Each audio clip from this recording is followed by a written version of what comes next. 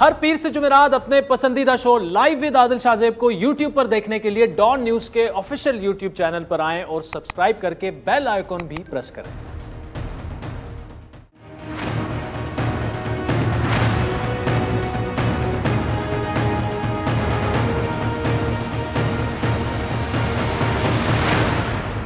अस्सलाम वालेकुम, मैं हूं आदिल शाहजेब। नाज़रीन, गुज़श्ता 24 घंटों में मुल्क भर में कोरोना वायरस से 44 अफराद इंतकाल कर चुके हैं और 2 माह बाद कोरोना के केसेस जो हैं वो 4,000 से ज़्यादा रिपोर्ट हो चुके हैं। इससे पहले 21 मई को मुल्क भर में कोरोना के 4,000 केसेस रिपोर्ट हुए थे।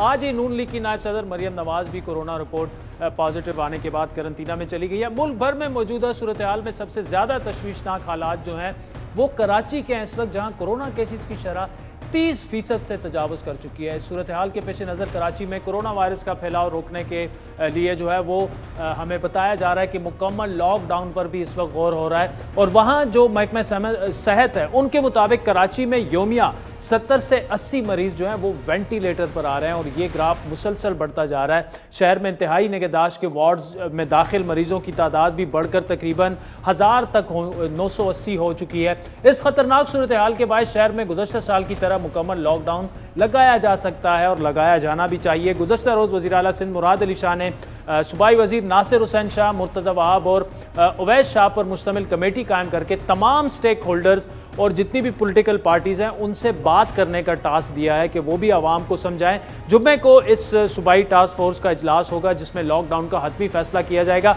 गुज़श्ता रोज़ हुकूमत सिंध ने डेल्टा वेरिएंट के फैलाव में तेज़ी के पेश नज़र शाम 6 बजे के बाद शहरियों की गैर ज़रूरी नकलो हरकत पर जो है वो मुकम्मल पाबंदी की हिदायत जारी की थी, लेकिन secretary general Pakistan medical association doctor Kaiser Sajjad ने कराची में 15 रोज़ के लॉकडाउन की तजवीज़ दी है। इसी दौरान एक ख़तरनाक खबर यह भी सामने आई है कि महकमा सेहत सिंध ने महकमा दाखिला को लिखा है कि करंतना सेंटर में सिक्योरिटी को सख्त किया जाए और बढ़ाया जाए, क्योंकि ख़त में यह कहा गया है कि कराची में करंतना सेंटर से अब तक 23 कोरोना के मरीज जो हैं वो भाग चुके हैं, जिनमें ज़्यादातर लोग बैरून मुल्क से पाकिस्तान आए थे और उनमें कोरोना की तस्दीक हुई थी।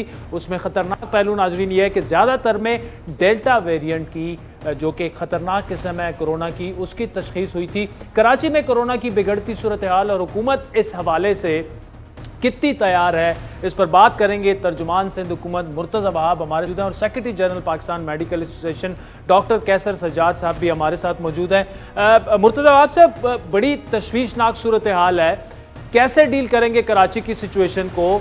हमें तो ये लग रहा है कि मुकम्मल लॉकडाउन की तरफ आपको जाना पड़ेगा। सिचुएशन बड़ी तशवीशनाक है और मैं आपको बताना चाहूँगा और आपके ज़रिए जो सुनने वाले उनको बताना चाहूँगा कि पिछले 24 घंटों में सूबाई सिंध के अंदर 43 अफराद हैं, 43 लोग हैं जिनका कोरोना वायरस की वजह से इंतकाल हुआ है।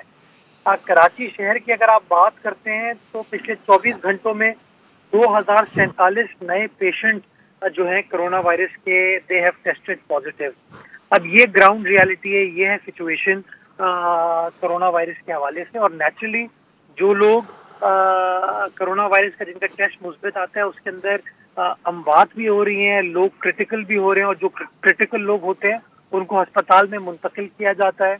मैंने कल भी ये बात कही थी, मैं एक बार फिर दोहराता हूँ कि आपके प्राइवेट अस्पताल एब्सोल्युटली इस वक्त चोक हो चुके हैं। उनके जो कोरोना वार्ड्स हैं वो अपनी फुल कैपेसिटी के ऊपर काम कर रहे हैं और जो हमारी सरकारी अस्पताल है वो भी तकरीबन कोई 65 से 70% कैपेसिटी के ऊपर इस वक्त काम कर रहे हैं। ग्राउंड रियलिटी ये है कि डेली अगर आप एवरेज निकालें पिछले 4-5-6 रोज की, एक हफ्ते की, डेली अगर 2000 नया पेशेंट कोरोना वायरस का कराची शहर में ऐड हो रहा है तो इमेजिन कीजिए कि क्या आपका हेल्थ केयर सिस्टम इन लोगों को ट्रीट कर पाएगा, उनको लुक आफ्टर कर पाएगा। इसलिए हुकूमत बार बार लोगों को समझाने की कोशिश कर रही है, लोगों को कन्विंस करने की कोशिश कर रही है कि आप ना सिर्फ जो समाजी फासला है, एहतियाती तदाबीर हैं उनको फॉलो करें, मास्क को लाजमी तौर पर पहने और वैक्सीनेट कराएं।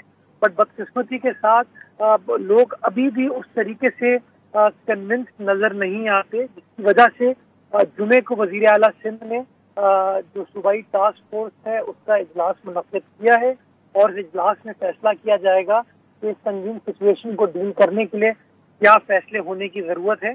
और अगर अपनी आवाम को इस वायरस से बचाने के लिए अगर हमको सख्त फैसले करना पड़े तो जिस तरह पिछले साल सिंध हुकूमत ने सख्त फैसले किए थे तो एक बार फिर मैं समझता हूँ वो करना पड़ेंगे और वो नागुज़ीर है।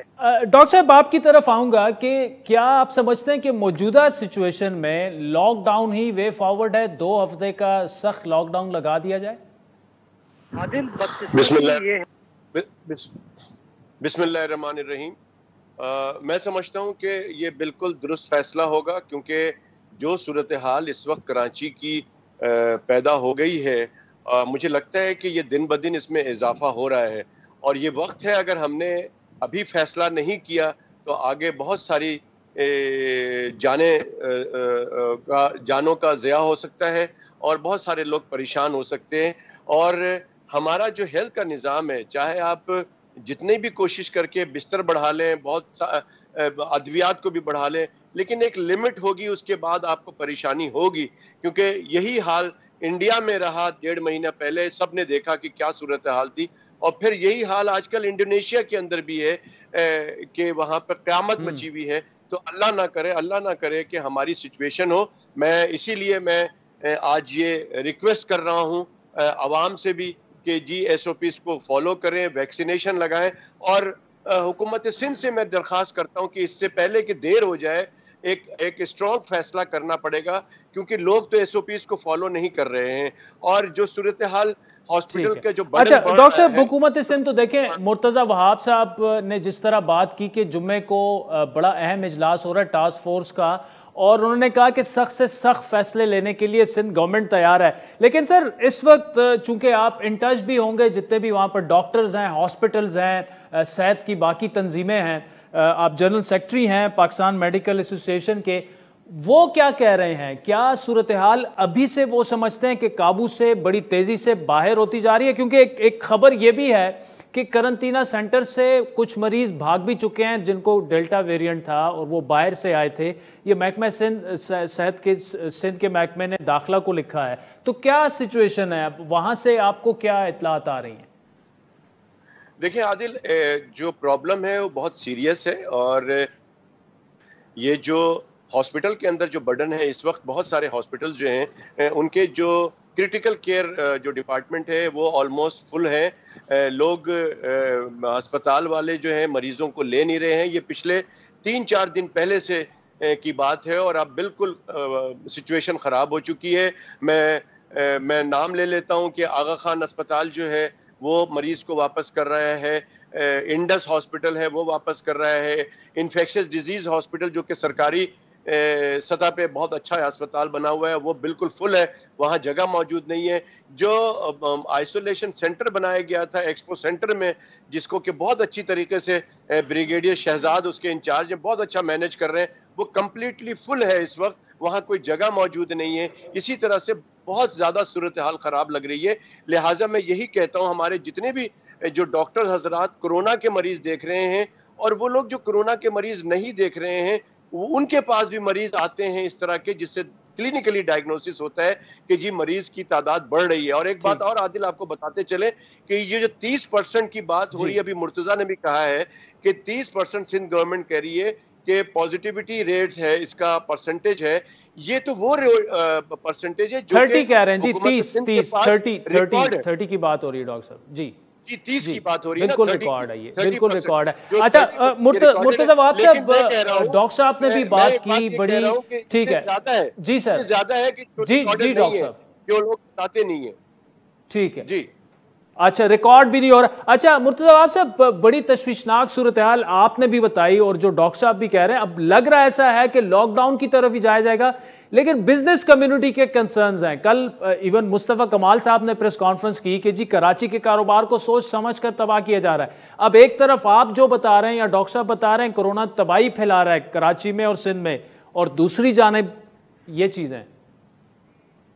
आदिल, बदकिस्मती ये है कि लोग बिजनेस की सोच रहे हैं, पैसे की सोच रहे हैं, लोगों की अमवात और लोगों की जानों का नहीं सोच रहे हैं। 24 घंटे में 43 अफराद अपनी जान से गए कोरोना वायरस की वजह से। ये सिचुएशन आपके सामने है। पिछले 24 घंटों में 2000 से ऊपर नए कोरोना वायरस के पेशेंट्स आए हैं। आप मुझे बताइए कि कोई भी जिम्मेदार हुकूमत, जिम्मेदार रियासत, जिम्मेदार शहरी क्या कहेगा। और अनफॉर्चुनेटली जो कराची के अंदर ये तशवीशनाक सिचुएशन है, उसकी एक बुनियादी वजह यह है कि जब हुकूमत कोई सख्त फैसला करने की बात करती है, कोई सख्ती करने की बात करती है, तो लोग अपने अपनी पॉइंट स्कोरिंग की बात करते हैं। कोई कहता है जी बिजनेस को खुला रहने दे, कोई कहता है किसी और चीज को खुला रहने दे। अगर आप मुझे बताइए आदिल साहब कि सिचुएशन को इस वक्त अगर काबू नहीं पाया गया तो भारत वाली सिचुएशन आप चाहते हैं कि कराची शहर के अंदर हो, क्या आप चाहते हैं कि इंडोनेशिया वाली सिचुएशन कराची शहर में हो? मुझे समझ नहीं आता कि वो लोग जो कि कराची के अपने आप को नुमाइंदा कहते हैं, कराची के स्टेक होल्डर कहते हैं, चाहे उसमें सियासी लीडरान हो, उसके अंदर मजहबी लीडरान हो, समाजी लीडरान हो, बिजनेस लीडरान हो, मैं उनसे गुजारिश करना चाहूंगा। कराची मेरा अपना शहर है, मैं खुद यहाँ रहता हूँ, मेरा अपना रोजगार भी कराची शहर से कनेक्टेड है, लेकिन अगर अमवात होनी शुरू हो गई, अगर अस्पताल चौक हो गए और लोगों को अस्पताल में जगह नहीं मिली, तो आप मुझे बताइए उसकी जिम्मेदारी किसके ऊपर आई? बिल्कुल, मैं मुर्तज़ा साहब absolutely I agree with you, लेकिन ये बताइएगा इस स्पाइक की वजह क्या है? क्या वैक्सीनेशन ड्राइव ठीक तरीके से कराची में नहीं हुई? क्योंकि ईद से पहले ही हम सुनते आ रहे हैं कि बाकी मुल्क में इतनी स्पाइक नहीं है, कराची में उसकी क्या वजह है? क्योंकि यही सियासी लोग उठकर आपकी तरफ फिर उंगलियां उठाएंगे कि सिंध हुकूमत की कारकर्दगी देख लें, कोरोना भी उनसे बेकाबू हो गया। आदिल, हम कुछ भी कर लें ये तनकीद करेंगे, तनकीद से हम नहीं घबराते, बट लोगों को कायल करने में, लोगों को प्लीज इंतशार क्रिएट ना करें, लोगों को कन्विंस करें कि ये तमाम एहतियाती तदाबीर लोगों के बेहतरीन मफाद में है। अगर इन लोगों ने लोगों को कायल किया होता कि वैक्सीनेट कराओ, अगर इन लोगों ने अपना किरदार अदा किया होता लोगों को कन्विंस करने में कि मास्क पहनो, तो शायद आज ये सिचुएशन नहीं हुई होती। आदिल, आप पाकिस्तान के किसी हिस्से में चले जाइए, आपको कहीं पर SOPs फॉलो करते हुए लोग नजर नहीं आते। कल मैं इस्लामाबाद शहर में था, आज सुबह मैं इस्लामाबाद शहर में था, अभी कराची पहुंचा हूँ, मुझे लोग वहां पर मास्क पहने में नजर नहीं आ रहे। आपको सोशल मीडिया पर तस्वीर नजर आ रही है, वीडियोस नजर आ रही हैं कि सारे पाकिस्तान ने नॉर्दर्न एरियाज का रुख किया हुआ है। कौन सी SOPs वहां पर फॉलो हो रही हैं? तो ये बदकिस्मती के साथ हमने एक आम आदमी को एक तासुर दे दिया है कि शायद कोरोना वायरस के जो असरात हैं वो भारत में तो हो सकते हैं, वो ईरान में तो हो सकते हैं, इटली, इंडोनेशिया में तो हो सकते हैं, इंग्लैंड में तो हो सकते हैं, लेकिन पाकिस्तान में शायद ना हो।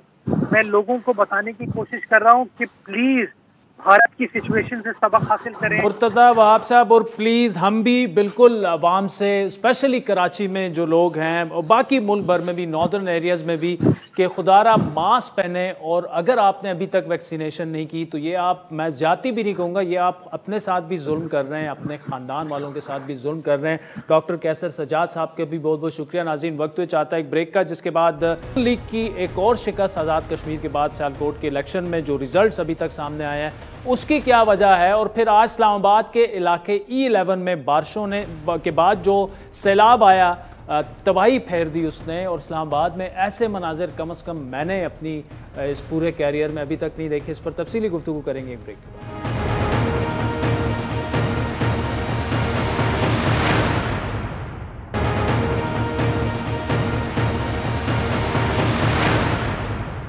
वेलकम बैक नाज़रीन। पाकिस्तान मुस्लिम लीग नून सबसे बड़ी अपोजिशन जमात है इस वक्त कौमी असम्बली की अगर बात की जाए, और पंजाब में तो इवन 2018 में जिन इंतखाबात को बड़े कम लोग शफाफ इंतखाबात कहते हैं, उसमें भी एक सबसे बड़ी जमात इमर्ज होकर आई थी, ऑल्दो मेजॉरिटी इतनी नहीं थी। इस वक्त नून लीग की जो सियासत गुज़श्ता 3-4 सालों से चल रही है, तो हम तो बैठ के तजिए करते थे ये मफामत है, ये मजामत है। इस दरमियान में जो कशमकश हुई मफामत और मजामत में, उसका नतीजा ये निकला कि चले आज़ाद कश्मीर के इंतखाबात तो जिसकी भी गवर्नमेंट हो इस्लामाबाद में वो वहाँ से जीत जाता है, लेकिन जितनी बुरी शिकस्त नून लीग को हुई उतना एक्सपेक्ट नहीं किया जा रहा था। और आज जो ज़िमनी इंतखाबात पंजाब असम्बली के एक नशिस्त के हुए सियालकोट में, अब सियालकोट वो एरिया है, वो इलाका है जिसे नून लीग का गढ़ समझा जाता है, वहाँ से भी शिकस्त हुई। उसके अलावा भी बड़ी अंदरूनी खबरें भी ये हैं कि जो एक बड़ी एक कन्फ्यूजन चली आ रही थी, अब मेजॉरिटी पार्टी के अंदर खुद जो MNAs हैं, MPAs हैं, जिन्होंने 2023 के इंतखाबात लड़ने हैं, वो अब खुलकर सामने आना शुरू हो गए, और वो अब ये मुतालबा कर रहे हैं कि जनाब किसी एक साइड पे हो जाए, कि हमें भी क्लैरिटी आ जाए। अब आवाम के सामने हम इस कन्फ्यूजन के साथ नहीं जान सकते। तो इस पर तफसीली गुफ्तगू करेंगे पाकिस्तान के जय्यद और मोतफ़ी मुजीबुर रहमान शामी साहब हमारे साथ मौजूद हैं। और शामी साहब को अक्सर हम कहते हैं कि हम जितनी भी कोशिश करें कि नून लीग को अंदर से जानें, आपसे ज़्यादा हम नहीं जान सकते। शामी साहब, thank you so much for joining us. Sir, एक और शिकस्त आज सियालकोट में, हमें इस्लामाबाद में बैठ के यही लग रहा है कि नून लीग की जो अपनी सियासत रही है शायद वो आउट ऑफ डेट हो चुकी है और अभी सर जोड़ के उन्हें बैठना पड़ेगा अगर 2023 के इंतखाबात में उन्होंने इमरान खान का मुकाबला करना है।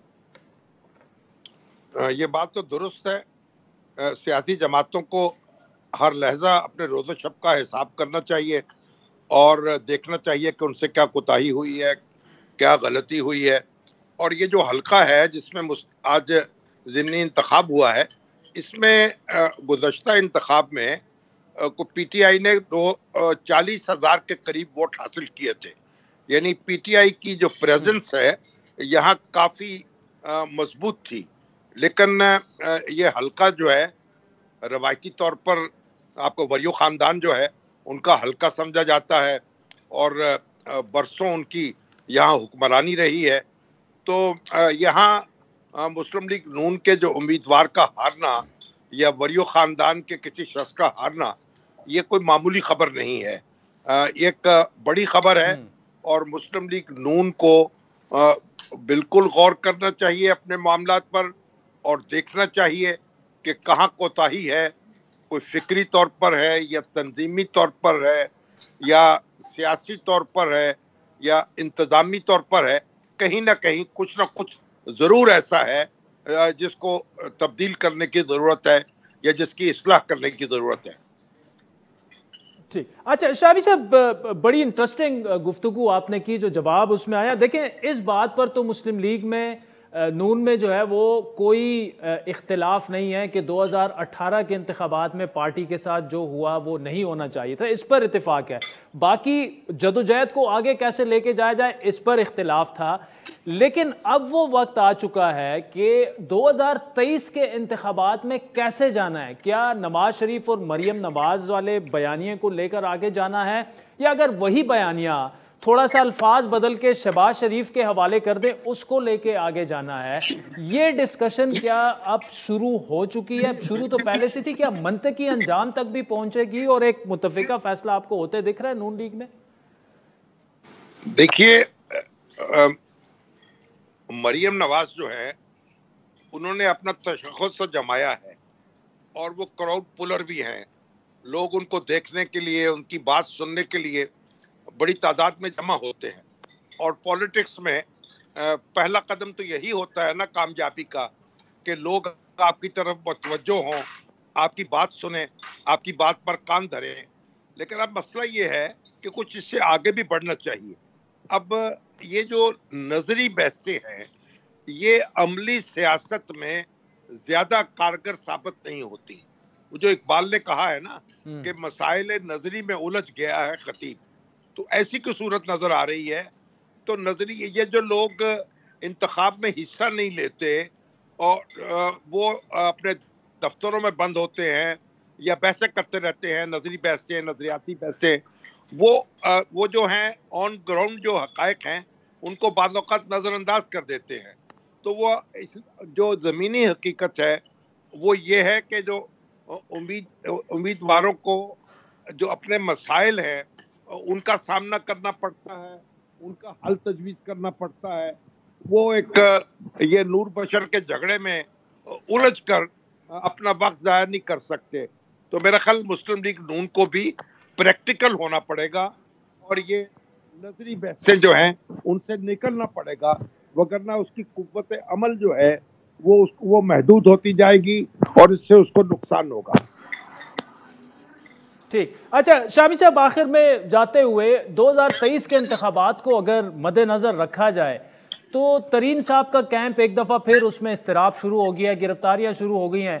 क्या अभी जो हो रहा है ये आपको तरीन साहब और इमरान खान के दरमियान बैडमिंटन का मैच नजर आ रहा है या रेसलिंग में चेंज होता भी ये नजर आ रहा है आपको? देखिए, ये इमरान खान साहब के बारे में कुछ कहना बहुत मुश्किल है, क्योंकि वो किसी वक्त भी कोई भी मौक़िफ़ इख्तियार कर सकते हैं, यू टर्न ले सकते हैं और उसे अपनी कामयाबी का जीना समझ सकते हैं। तो जहांगीर तरीन के साथ जो उनका फासला पैदा हुआ है, अव्वल तो यही एक बहुत अचंभे की बात थी, लेकिन जब अब फासला पैदा हो गया है तो अब लगता यह है कि ये कम नहीं हो रहा, वगरना ये जो चौहान साहब को पकड़ा गया है, नजीर चौहान को, उसकी कोई ज़रूरत नहीं थी। और जब ये बजट पास हो गया और एक किस्म की सुलह नहीं तो जंगबंदी तो हो गई थी, तो उसको असर नौ जो छेड़ा गया है, तो उससे लगता है कि हर चीज जो है वो नहीं है जो नजर आ रही है। तो जहांगीर तरीन का ग्रुप जो है उसकी ताकत को मामूली नहीं समझना चाहिए, तो उससे छेड़छाड़ महंगी भी पड़ सकती है। तो इससे लगता यह है कि पीटीआई भी अपने दाखिली बहरान में मुब्तला है और उसको भी अपने तजादात को दूर करना होगा, वगरना इसमें अगर उलझाव ज्यादा होगा तो वो उसी में उसके पांव उलझ सकते हैं और वो अपनी ताकत के बल पर ही गिर सकती है। मुजीबुर रहमान शामी साहब, thank you so much for joining us. नाज़रीन, आपने सिर्फ तजिया शामी साहब का पाकिस्तानी सियासत पर, नून लीग की सियासत पर और तरीन साहब क्या कर सकते हैं मुलाहिजा किया। वक्त हुए चाहता है एक ब्रेक का, जिसके बाद इस्लामाबाद के E11 सेक्टर आपको लिए चलेंगे और जो मनाजिर आप पूरा दिन देखते होंगे, लेकिन हमारे नुमाइंदा खुसूसी रियाजुल हक आज खुसूसी तौर पर वहाँ पर गए। जो मनाजिर हम आपको दिखाने जा रहे हैं, ऐसे मनाजिर इस्लामाबाद में हमने पहले कहीं नहीं देखे। हमारे साथ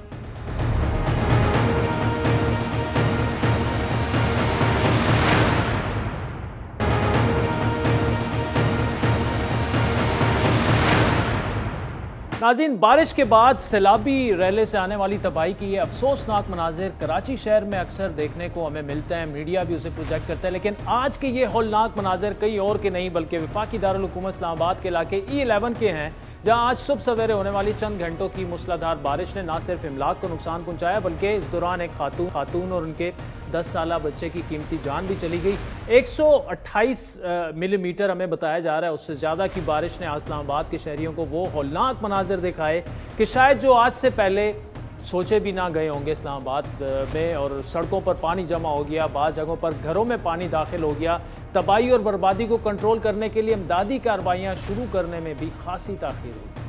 और नाज़रीन, इसके साथ ही सोशल मीडिया पर यह तनाज़ा शुरू हुआ कि आया इतना नुकसान इंतज़ामिया की जानिब से बरसाती नालों की बर वक्त सफाई ना करने के नतीजे में हुआ या अचानक क्लाउड बर्स्ट उसकी वजह बना। डिप्टी कमिश्नर इस्लामाबाद ने ट्वीट की कि जी इस्लामाबाद में क्लाउड बर्स्ट की वजह से शहर के मुख्तलिफ इलाकों में सैलाब आया, लेकिन दूसरी जानिब महकमे मौसमियात ने यह कहा कि यह क्लाउड बर्स्ट नहीं था बल्कि मामूल की मानसून की बारिशें थी जिसमें शिद्दत आती रहती है। E11 में सैलाबी सूरत हाल के साथ ही सोशल मीडिया पर तनकीद का सैलाब उमड़ आया, जिसका रुख हुकूमत और ख़ास तौर पर CDA की तरफ था। लोगों ने नामुनासिब इक़दाम पर हुकूमत को शदीद तनकीद का निशाना भी बनाया और साथ ही कैपिटल डेवलपमेंट अथॉरिटी की नाकिस कारकर्दगी और बर वक्त नालों की सफाई ना होने और नालों पर तजावुज़ात को आज होने वाली तबाही का जिम्मेदार करार दिया। अहम बात यह है कि इस मुल्क की, पाकिस्तान की प्लानिंग के ज़िम्मेदार वफाकी वज़ीर असद उमर साहब का अपने इलाके की, ये उनका जहाँ से वो लड़ते हैं, जहाँ के वो MNA हैं, उनकी अपनी इलाके हल्के की प्लानिंग का पोल खुल चुका है। E11 में प्राइवेट सोसाइटीज़ की भरमार है, नालों पर मल्टी स्टोरी प्लाजों की तामीर हो रही है। CDA और दीगर इंतज़ामिया के नाक तले गैर कानूनी तामीरात जो हैं वो हो रही हैं, लेकिन वज़ीर साहब की नज़र उस तरफ गई नहीं, या फिर उन्होंने सरफ़ नज़र किया, या उनसे पहले ये सब कुछ हो चुका है। मुख्तलिफ एक्सक्यूज़ेज आ सकती हैं। शहर इक़्तिदार में गुज़श्ता 3 दहाइयों के दौरान ज़मीन की चोरी, फिर उसके बाद करप्शन और नाअहली की वजह से मामला इस हद तक पहुँच चुका है कि अब यहाँ शायद तिल धरने को भी जगह तो नहीं बची है और नालों पर भी तजावुज़ात बना कर भेज दी गई हैं। यहाँ ये मालूम हो चला है कि ये जो सेक्टर E11 है, इसमें मकामी इंतज़ामिया ने 140 फुट के नाले की चौड़ाई कम करके 12 फुट कर दी है और बकिया हिस्से पर 3 मंजिला प्लाजे खड़े कर दिए जिसमें डबल बेसमेंट थी। वफाकी वज़ीर दाखिला शेख रशीद ने आज खुद इकरार किया कि इस्लामाबाद में तमाम बरसाती नालों पर कब्जा हो चुका है। लई जो है रावलपिंडी का वाहिद मसला है जो अभी तक हल नहीं हुआ। जब मैंने शुरू किया था तो 26 अरब का था, अब ये 90 अरब रुपए पे पहुंच गया। इस्लामाबाद में जो पुराने नाले हैं, नाला कोरंग, नाला जो हम स्कूल में पढ़ते थे 7 नाले थे, वो सारे बंद ही हैं, लोगों ने कब्जे कर लिए हैं।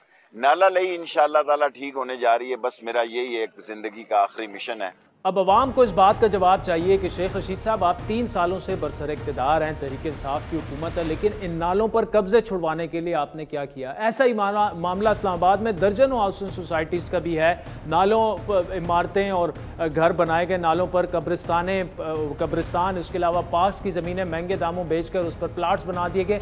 आपको याद दिलाते चलें कि इस्लामाबाद में किसी भी हाउसिंग सोसाइटी को खरीदो फरोख्त शुरू करने से पहले CDA से नक्शा पास करवाना होता है, जिसमें पार्क, सड़कें, कब्रिस्तान, दीगर ज़रूरी इमारतों के लिए एक मखसूस पैमाइश में तामीर हो सकती है। लेकिन CDA अफसरान की मिली भगत से कई इलाके कंक्रीट और घरों का गढ़ तो बन गए, लेकिन कुदरती नालों और ग्रीन बेल्ट के लिए कोई जगह नहीं है। आप आज E11 में होने वाली तबाही की सूरत हाल का जायजा हमारे नुमाइंदा ख़ुसूसी रियाजुल हक ने लिया और वहाँ मुतासिरीन से बात की। इस वक्त हम E11 में मौजूद हैं और यहाँ पे बारिश के बाद की जो तबाही है वो देखी जा सकती है और सड़कें टूट फूट का शिकार हो चुकी हैं और आगे इसी गली के नुक्कड़ पे एक घर में कुछ डेथ्स भी हुई हैं। ये मार्केट्स की जो बेसमेंट है उसमें मुकम्मल पानी आ चुका है और हर किस्म का सामान, चाहे वो लॉन्ड्री का था, चाहे वो टेलर्स की शॉप्स थी या जितनी भी शॉप्स थी, उनका ना सिर्फ सामान चला गया बल्कि हज़ारों करोड़ों रुपए का नुकसान भी इसके साथ साथ हुआ है। आप देख सकते हैं 2 घर है जिसमें एक खातून और उसके साथ 2 बच्चे बेसमेंट में पानी भरने की वजह से जान से हाथ धो बैठे और ये बिल्कुल लो लाइंग एरिया है E11 का। अली के साथ मौजूद है, ये इनके ब्रदर इन लॉ का घर है और जहाँ पे बेसमेंट में कुछ डेथ्स हुई हैं। आइए उनसे पूछते हैं कि कैसे हुआ है सब कुछ। जब ये सोसाइटी बनी है तो ये नेशनल कोर्स जो है वाटर का, इसको सारा रास्ता उन्होंने चेंज किया है, जिसकी वजह से पीछे से नाला चौड़ा आ रहा है। नाले के ऊपर इन्होंने कंस्ट्रक्शन की है। अभी कंस्ट्रक्शन की इजाज़त किधर से मिली है? ये सोसाइटी, प्राइवेट सोसाइटी जो डेवलपर हैं उनसे हमें पूछना चाहिए। तो सेकेंडली, जब आप आके इतना बड़ा चौड़ा नाला आ रहा है उसके ऊपर आके 10 बाय 10 का आप उसको स्पेस देंगे तो ज़ाहिर बात है पानी ने ओवरफ्लो होना है। जो पानी ओवरफ्लो हुआ है तो बैक साइड से दीवार, ज़मीन बैठी है, दीवार से टूटने की वजह से बेसमेंट में सारे पानी आ गया, जिसकी वजह से एक खातून की और एक बच्चे की डेथ हो गई। प्लॉट है, ये प्लॉट है, आप देखें, आपको नहीं लगता कि नाले के ऊपर बना हुआ है? अब बाहर से जो आ रहा है यहाँ प्रॉपर्टी खरीदने के लिए उसको तो नहीं पता, लेकिन जो प्लानर था इसका, टाउन प्लानर तो जायज़ सोसाइटी का, उसको तो पता था ना ये काम। जब ये बन रहा था तो उस वक्त इंतजामिया कि यहाँ पे इस एरिए का जो CDA से रिलेटेड इंस्पेक्टर या कोई और मतलब जो ग्राउंड में कॉल करने वाले हैं उसको नहीं पता था कि ये क्या हो रहा है यहाँ पे। वो अपने पैसे खाते हैं। अकमल साहब मौजूद हैं। ये अकमल से पूछते हैं कि उनकी ये ड्राई क्लीन की शॉप थी तो पानी कैसे आया? जी सर, ये नाले बंद होने की वजह से आया क्योंकि नालों की जो है ना स्पेस नहीं है इधर। नाज़रीन, इसी हवाले से बात करेंगे DG महकमे मौसमियात मोहम्मद रियाज और डिप्टी कमिश्नर इस्लामाबाद हमजा शफकात हमारे साथ मौजूद है। DG साहब, थैंक यू। पहले तो ये बताइएगा, इस्लामाबाद इंतजामिया ये कह रही है ये क्लाउड बर्स्ट था, आप कुछ और कह रहे हैं, असल में हुआ क्या, ज़रा बताइएगा। नहीं, कोई ऐसा क्लाउड बर्स्ट नहीं हुआ है। ये एक मानसून की एक नॉर्मल किस्म के फिनोमेना आप कह सकते हैं और एक इवेंट है जिसमें जनरली हमेशा हम कहते रहते हैं कि मानसून सीज़न के अंदर फ्रीक्वेंटली इसमें जो हैवी डाउनफॉल है, हैवी रेनफॉल एक्टिविटी है, ये होती रहेगी। और मतलब अगर लास्ट 2 वीक्स में आप देखें या 3 वीक, जुलाई के 3 वीक्स में देखें तो हर शहर में तकरीबन 100 मिलीमीटर से ज़्यादा में रिकॉर्ड की जाती है। तो ये डेफिनेटली एक ता इवेंट है जो मानसून में हो जाती हैं और इसमें फ्लैश वो हेवी डाउनफॉल होते हैं तो इसमें फ्लडिंग हो जाती है। अच्छा, 24 घंटों में कितनी मिलीमीटर बारिश हुई? 112 मिलीमीटर से ज़्यादा रेन रिकॉर्ड की गई है। और इसकी अगर मैं बता दूं ना कि ये एक प्रिडिक्टेड रेनफॉल है। बाज़ दफ़ा हमें ये पूछा जा रहा है कि ये कोई अनप्रिडिक्टेड था, तो डेफिनेटली ये 26 जुलाई को पाकिस्तान मेट्रोलॉजिकल डिपार्टमेंट ये प्रिडिक्ट भी कर चुके हैं। उसके जो प्रेस रिलीज़ है वो भी इशू किया हुआ था वार्निंग में, और इसमें यही मेंशन किया गया था कि इसमें फ्लडिंग भी हो सकती है और जो शहर के उसमें अर्बन फ्लडिंग भी हो सकती है और नालों में तूफ़ानी आ सकती हैं। तो इसी वजह से ये एक प्रिडिक्टेड इवेंट था जो मिड डिपार्टमेंट और इसके ऊपर जो डेफिनेटली जो डिजास्टर मैनेजमेंट अथॉरिटीज़ है उसने भी टाइम। अच्छा, हमजा शफकात साहब भी हमारे साथ मौजूद हैं, लेकिन जाते हुए ये बताइएगा कि मानसून के हवाले से क्या पेशन गोई क्या है? क्या कुछ अनहोनी खुदा न खास्ता इस तरह की हम एक्सपेक्ट कर सकते हैं या नॉर्मल बारिशें रहेंगी? देखिए अनयूजुअल कोई नहीं है मानसून में। मैं पहले भी ये बार बार कह रहा हूँ कि मानसून सीज़न ये इसकी कैरेक्टरिस्टिक अगर आप 60 साल की हिस्ट्री मानसून की देखा जाए तो उसमें इस किस्म के हैवी डाउनफॉल अगर बिलो नॉर्मल भी रहता है तो भी उसके अंदर कुछ इवेंट ऐसे आ जाते हैं जिसमें अर्बन फ्लडिंग हो जाती है, कुछ जिसमें 100 मिलीमीटर से 150 मिलीमीटर से ज़्यादा रेन रिकॉर्ड की जाती है। तो आगे भी, और ये तो फिलहाल जो स्पेल है ये कंटिन्यू रहेगा 2 दिन तक। मुल्क के मुख्तलिफ ज़्यादातर पंजाब और की जो एरियाज़ है, जो शहर है, KP और जो मलकखंड हज़ारा कोहिस्तान डिवीज़न है कश्मीर है, इसमें रहेगी और स्लाइटली फिर गैप आएगा और उसके बाद दोबारा फिर कोई और इवेंट जो है ना वो आएगा। लेकिन वैसे ही जैसे जुलाई से ये स्टार्ट हो रहा है अगस्त और मिड सितंबर, तो इसमें definitely we should have to be ready for such type of the event जो आगे। बहुत शुक्रिया नाज़रीन, आपने DG महकमे मौसमियात मोहम्मद रियाज साहब बड़ा क्लियरली कह रहे थे कि ये क्लाउड बर्स्ट की वजह से सब कुछ नहीं हुआ, लेकिन DC इस्लामाबाद कह रहे हैं कि ये क्लाउड बर्स्ट ही था। तो क्या ये एक दूसरे पर ब्लेम तो नहीं कर रहे, क्या हो रहा है? क्योंकि 2 बड़ी कीमती जानें चली गई हैं। तो DC इस्लामाबाद हमें ज्वाइन करेंगे एक ब्रेक के बाद।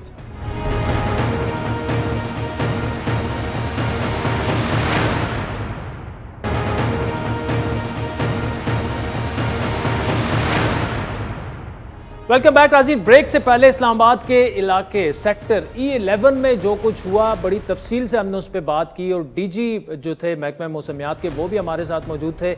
इस वक्त DC इस्लामाबाद हमजा शफकात हमारे साथ मौजूद है। हमजा साहब, thank you so much for joining us.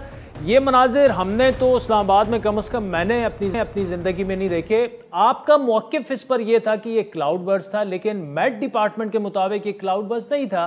क्या ये कोऑर्डिनेशन का फुकदान था, वो गलत बयानी कर रहे हैं, या फिर आप लोग गलत बयानी कर रहे हैं? सर मैं इसमें बताता हूँ कि जो वर्ड है ना वो है क्लाउड बर्स्ट। हम जो एडमिनिस्ट्रेशन में हैं, हम भी 10-15 साल से आपको पता है फील्ड में ही हैं। हमारी एडमिनिस्ट्रेशन में जो क्लाउड बर्स्ट की टर्म यूज की जाती है उसका मतलब ये नहीं होता कि कोई बादल फट गया है। उसका अगर आप गूगल पे भी या इंटरनेट पे भी मतलब देखें तो क्लाउड बर्स्ट का मतलब होता है कि जब भी 100 मिलीलीटर से ज्यादा बारिश हो 1 घंटे से कम के टाइम में, तो उसको क्लाउड बर्स्ट कहा जाता है। मेट डिपार्टमेंट का कहना था कि जी हम इसको क्लाउड बर्स्ट नहीं कहते, हम इसको टोरेंशियल रेन कहते हैं या हैवी रेन कहते हैं।